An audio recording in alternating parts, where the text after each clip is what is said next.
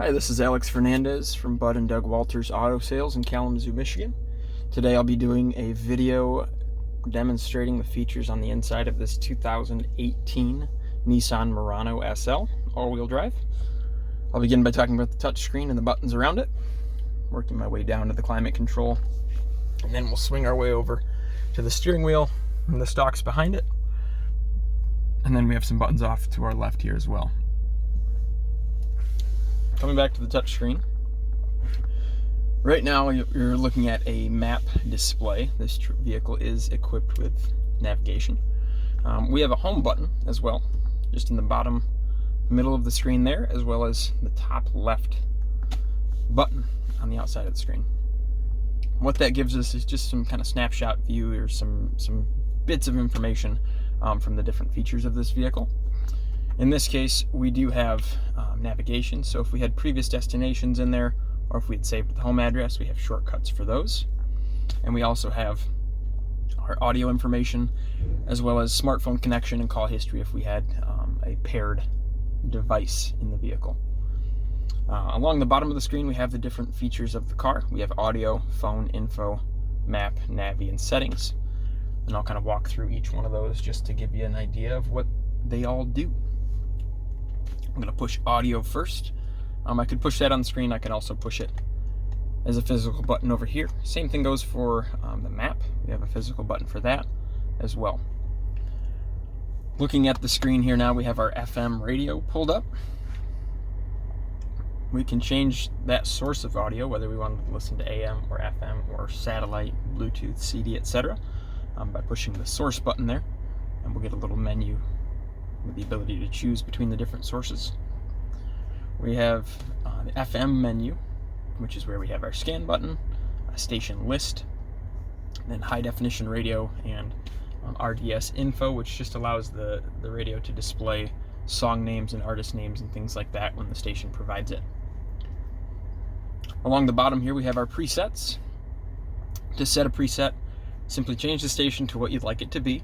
You can do that two different ways. We have seek buttons here, and we have a tuning dial here.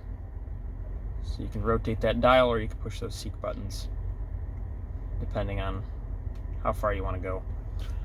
To save a preset, pick the station you'd like and simply push and hold and wait for it to save in that slot. There is more than one page of these presets here. There is actually 12 in total, so there's 2 pages of 6 there. To change the sound settings for the stereo, that being your bass, your mid-range, your treble, fade and balance, things like that, simply push down on the tuning dial, which then pops open the menu up at the top, and we can use this, pressing it to cycle through, and then scrolling that dial to adjust those settings as necessary. Going down again to the bottom here, we're going to go to phone. In this case, we're able to pair up a compatible phone with Bluetooth capability to this car for hands-free calling. A little safer to do while you're driving if you have to.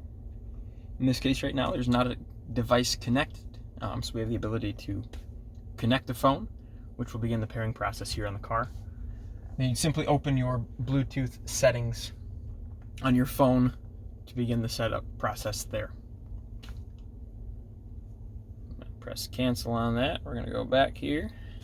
Once the phone's paired, we have access to your contacts, your phone book, your call history. You can set quick dials within the car that are unique to the car.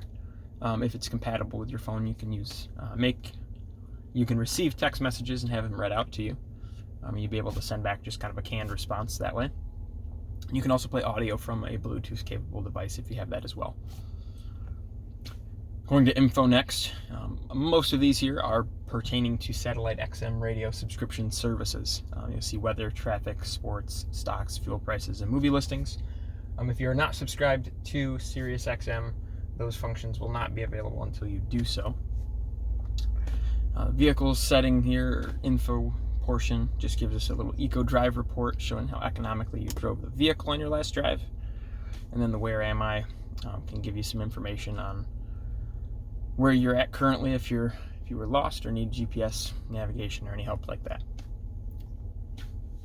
The next page over, we do have, again, a couple more things for the satellite radio, some GPS information, and then we have access to, in this vehicle, Apple CarPlay and Android Auto. Those functions allow you to plug in the compatible smartphone, whether Android or Apple, and pull up on the screen of the vehicle here an interface which uses your map apps, whether you use Google Maps, Apple Maps, or Waze. You also have access to your phone calls and your text messages, as well as music and podcasts from your phone. And that will all display right up on the screen of the vehicle here. To use that, we simply have to plug into the USB port there.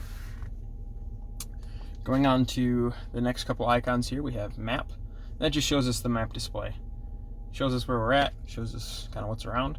If you actually want to plug in a destination, simply push the Navi button, and then we have access to plugging in a street address, points of interest, using an address book if you have added any contacts that way. We can search by an interest, point of interest, or an intersection as well. You're able to save your home address if you'd like to, so that's always available to you while you're traveling. If you're using the street address entry method, it will simply walk you through a little template here to choose the state, the city, the street name, and the house number to narrow that down to your destination. Last icon we have down at the bottom there is the settings icon. And that allows us to change things like Bluetooth, our navigation settings, sound settings, display settings, clock, as well as Apple CarPlay and Android Auto. I'm going to go in right now and show you how to change the clock, because we are actually just a little behind. So we're actually going to bump us up right there. Now it's current time. Super simple to do that. I'll go back to that menu page just so we kind of see everything all at once. Around the screen, the couple buttons we have, we talked about that menu button or home button. We talked about map and audio. The button here with the sun and the moon on it allows us to adjust the brightness of the screen.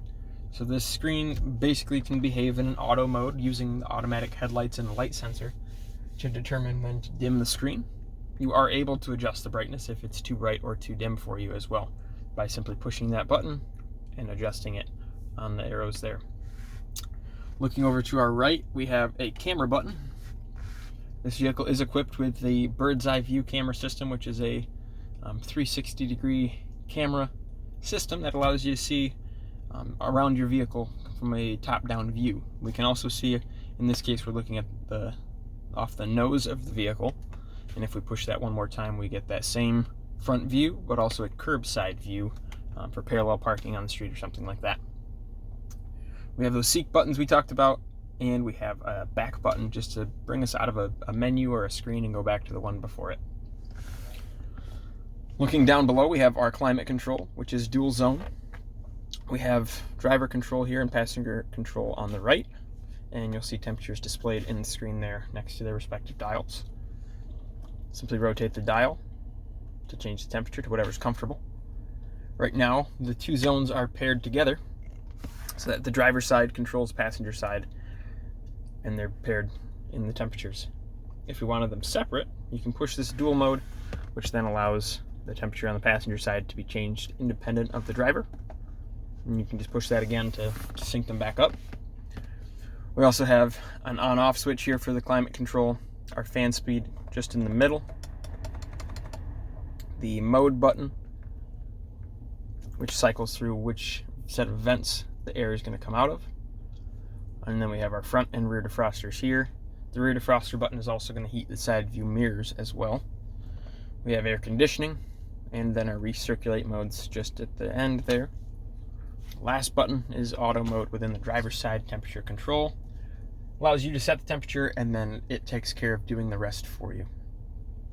Down below we have our start stop button for the engine, a USB and auxiliary port, and a 12-volt outlet.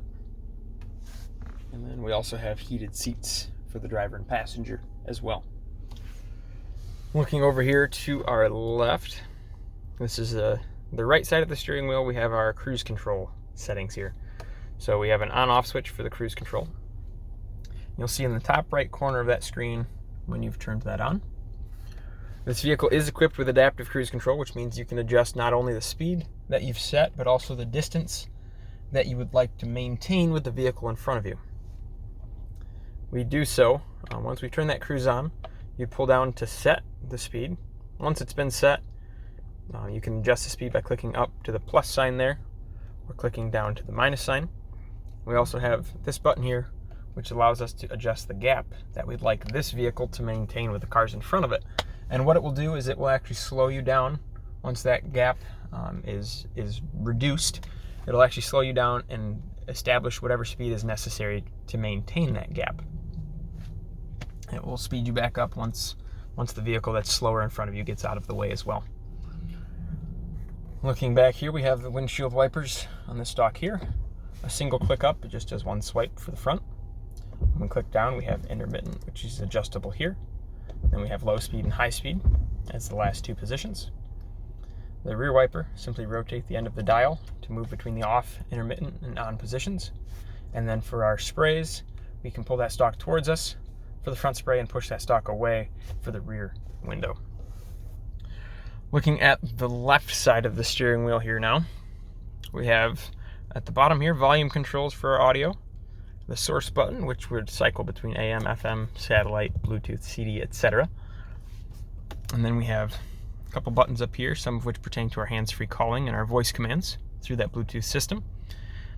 And then this up and down arrow here, which allows us to cycle through presets on the radio. This button just below actually allows us to interact with this screen in the gauge cluster here. We have a couple different sections of information there. We have the home page, sort of like we do on the main touch screen there. That gives us just some snapshot views. We have speed as a digital readout, we have the audio that's playing, and we have the compass display as well. Moving to the right is the audio section, shows us what we're listening to. We then have the navigation section. In this case, is just showing a compass because we don't have an active route. We have the drive computer, which shows average miles per gallon, distance driven, average speed, and time elapsed. We have the fuel economy section, our driving aids. In this case, this vehicle is also equipped with blind spot monitoring. Just on those little black plastic pieces there's a portion that illuminates orange when the vehicle is present in your blind spot. If we press OK on that control pad, that allows us to open the menu then to toggle that on or off. We have tire pressures. We have our warning section in case there was anything such as an oil change required or any kind of vehicle message that needed to be displayed. And the last thing is our settings, which again we access by pushing OK on that keypad, and then we have access to some vehicle settings there that we can change if need be. Looking behind the steering wheel, we have automatic headlights here. There's the off position and there's auto. They'll come on once it's dark enough out, and they'll shut off during the day as they are not needed, and you'll have daytime running lights in their place. This vehicle is also equipped with fog lights, which you see activated there. Looking to our left, we have brightness adjustment for the backlighting of the gauges and interior lights, and we have our trip button along with the reset. We hold that to reset it and just press it and release it to cycle through the different trips. Down below we have a heated steering wheel button here. Our traction control off switch. Traction control is on by default every time you start the vehicle. It's only needing to be turned off if you were to get well and truly stuck in some deep snow or mud or something along those lines. Last button there is the powered lift gate, which opens that rear hatch and closes it as well from inside. Looking at our door, we do have two programmable presets for this driver's side seat position. We have window switches, our door locks, our window locks, our mirror adjustments up at the top there, and down below you can see that we have our gas tank release and the hood release as well. This vehicle is also equipped with HomeLink programmable garage door buttons, which are just there. And up above us we have the switches for our dome lights. A switch to turn all the dome lights on. A switch to determine if the door is opening will turn the dome lights on. And then the individual dome light switches on the left and right. And lastly we have a little case for some sunglasses and things like that up there. That covers most of the primary features of this 2018 Nissan Murano SL. If you have any more questions, please refer to us at waltersautos.com or feel free to call at 269-375-7008 with any questions or to set up an appointment. Thank you.